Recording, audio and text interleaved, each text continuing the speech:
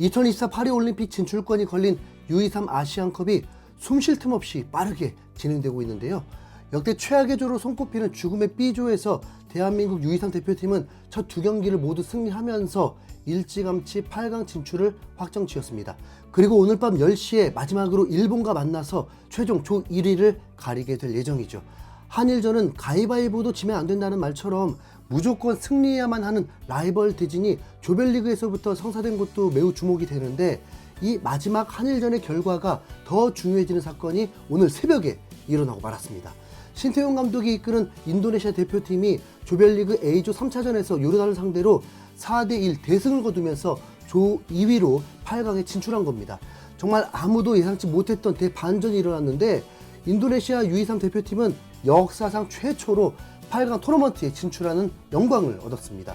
인도네시아가 속한 A조에는 개최국 카타르를 포함해서 강력한 우승 후보인 호주와 강호 요르단까지 있어서 꼴찌를 할 거라는 게 일반적인 예상이었는데요.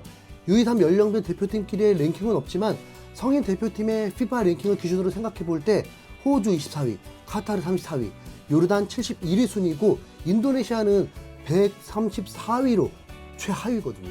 게다가 지난 아시안컵에서의 최종 성적도 호주 8강, 요르단 준우승, 카타르 우승으로 뭐로 보나 인도네시아가 최약체팀이 맞았습니다. 물론 인도네시아도 당시 역사상 최초 16강 진출로 신태용 감독의 매직이 주목을 받긴 했지만 16강 상대로 호주를 만나면서 0대4로 아시아 최상위권 팀의 벽을 느끼며 탈락했었죠. 뿐만 아니라 지난 16일에 열렸던 개막전에서 개최국인 카타르를 상대로 0대2로 완패하면서 이런 예상은 현실이 되는 듯 했습니다. 카타르전에서 그냥 두 골만 먹힌 게 아니라 미드필더 이바르 제너가 경고 누적으로 퇴장을 당하고 경기 종료 직전에 공격수 사란타까지 퇴장을 당해서 다음 경기인 호주전에서 주전 멤버 2명이 빠진 채 힘겨운 싸움을 할 수밖에 없었는데요. 놀랍게도 신태용 감독은 호주를 상대로 1대0의 신승을 거두면서 대이변을 만들어냈습니다. 인도네시아는 전반 45분에 코망 태구의 선제골이 그대로 결승골이 되면서 최종 승리를 했는데, 이 슈팅이 인도네시아의 유일한 유효 슈팅이었죠. 성인 대표팀 기준 A조에서 랭킹이 가장 높았던 호주를 상대로 베스트 멤버 2명 없이 치른 경기지만 인도네시아의 아리 골키퍼가 페널티킥을 포함해서 호주의 격렬한 공세를 모조리 막아내면서 승점 3점을 획득해 조 2위가 됐습니다. 그리고 오늘 새벽 12시 30분에 신태용 감독은 요르단을 상대로 마지막 조별리그 경기를 치렀는데, 이 경기에서 비기기만 해도 8강 진출이긴 했지만 앞서 설명했듯이 기본적으로 인도네시아는 A조에서 최약체로 평가되는 팀이라서 그것도 쉽지 않았습니다.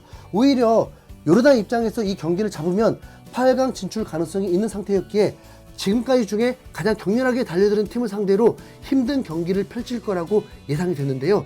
놀랍게도 인도네시아가 미쳤다고 밖에 할 수 없는 신태용 매직으로 4대1의 대승을 거둬버렸습니다.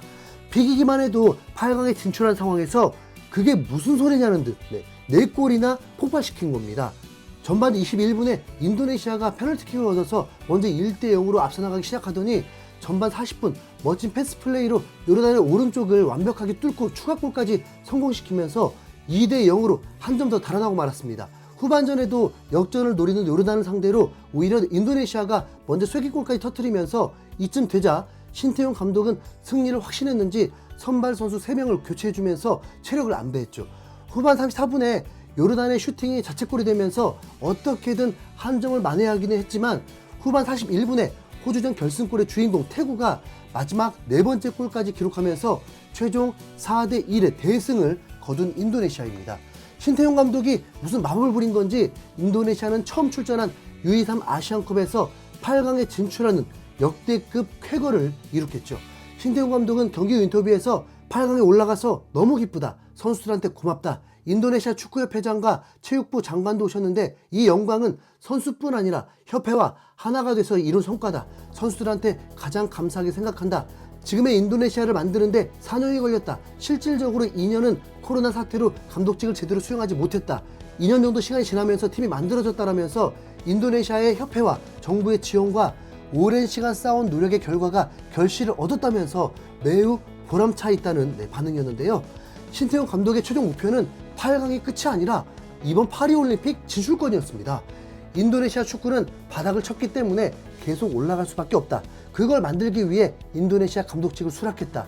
역사를 만들면서 인도네시아 축구가 발전하는 건 행복하고 기분 좋은 일이다. 올림픽 진출을 위한 목표까지 50% 올라왔다. 8강전 상대가 한국이 될지 일본이 될지 모르지만 아시아 최강팀 간의 대결을 내일 보고 8강전을 준비하겠다라면서 최대 4강 이상을 노리고 있다고 밝혔죠. 이번 대회 대진표상 A조 1위는 B조 2위와 A조 2위는 B조 1위와 8강에서 만나게 되는데 상황이 묘하게 된 게 오늘 밤 10시에 펼쳐지는 B조 한일전 결과에 따라 최종 1위가 결정되거든요. 즉 한일전에서 승리한 팀이 8강에 올라가 신태용 감독이 인도네시아를 상대하게 됩니다. 어찌 보면 매우 묘한 상황이 연출됐는데 일본을 꺾고 조 1위로 8강에 올라가게 되면 결국 우리 손으로 신태용 감독을 탈락시켜야 하는 공교로운 상황이 만들어진 겁니다. 그렇다고 일본한테 일부러 지는 상황은 절대로 있을 수도 없고 있어서는 안 되다 보니까 분명 뭔가 껄쩍지근해지긴 했습니다. 하지만 누구보다도 기분이 나쁘고 화가 나서 분노 조절에 실패한 국가가 있는데요. B조에서 2패로 이미 탈락이 확정된 중국이 바로 그 주인공입니다. 기본적으로 중국이 죽음의 조인 B조에 뽑힌 순간 웬만하면 8강 진출이 어려울 거라고 봤지만 인도네시아도 예상대로라면 A조 4위로 꼴찌가 유력했던 팀이거든요. 그런데 중국 입장에서는 FIFA 랭킹도 더 낮은 동남아 팀이 8강에 진출해버렸으니까 제대로 돌아버린 지경이 된 겁니다. 중국의 즈보바닷컴에서는 이 소식을 전하면서 4대1 폭발, 아시안컵의 기적, 4등급 약체팀이 첫 대회 출전 만에 중국 대표팀은 진출에 실패한 토너먼트에 진출했다라면서 8강에 오른 인도네시아를 4등급 약체팀이라면서 어떻게든 깎아내리려는 모습이었죠. 또 다른 기사에서는 중국 대표팀을 향해서 중국은 인도네시아에게 배워야 한다. 인도네시아는 호주, 카타르와 같은 조였지만 상당한 진전을 이룬 반면 중국은 8강 진출에 실패했다. 왜일까? 우리 조의 상대팀들이 다른 조보다 강하기 때문인가? 라면서 인도네시아에 대한 열등감을 폭발시켰습니다. 중국 팬들 역시 인도네시아의 8강 진출을 부러워하면서 자국 대표팀에 대한 비난을 퍼부었는데요. 약체팀이라는 칭호가 어울리는 유일한 팀은 바로 중국 남자 축구 대표팀이다. 1990년대에는 대등한 수준이었던 일본과 하늘이 하늘로 솟아버렸다. 이제 베트남, 인도네시아, 태국도 그럴 것이다. 중국 축구의 문제점이 뭐냐? 중국인으로서 무슨 말을 해야 될지 모르겠다. 다른 팀들은 경기 전에 소집을 하는데 우리만 600일을 넘게 훈련한 결과가 이거다. 우리가 최약체 팀인데 여전히 다른 팀을 비웃으려고 한다 등등 인도네시아의 8강 진출에 배합하면서도 중국 대표팀에 대한 분노를 감추지 못했는데요.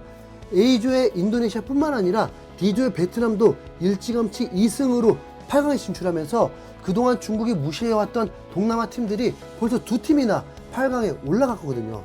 뿐만 아니라 C조에서 현재 태국이 2위로 태국까지도 8강에 진출할 가능성이 있습니다. 그러니까 중국 입장에서 미치고 팔수 뛰는 거죠.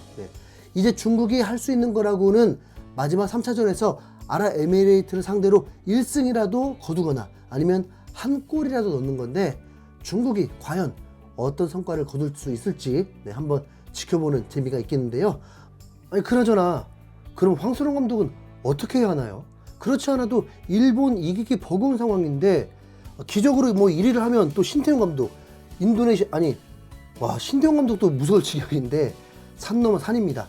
그렇다고 일본에게 패하는 건 또 용서가 안 되잖아요. 한국이 올림픽 본선 진출이 원래 이렇게 어려웠었나? 여러분들은 어떤 의견들인지 댓글 남겨주세요. 이상 흰수염고래였습니다. 감사합니다.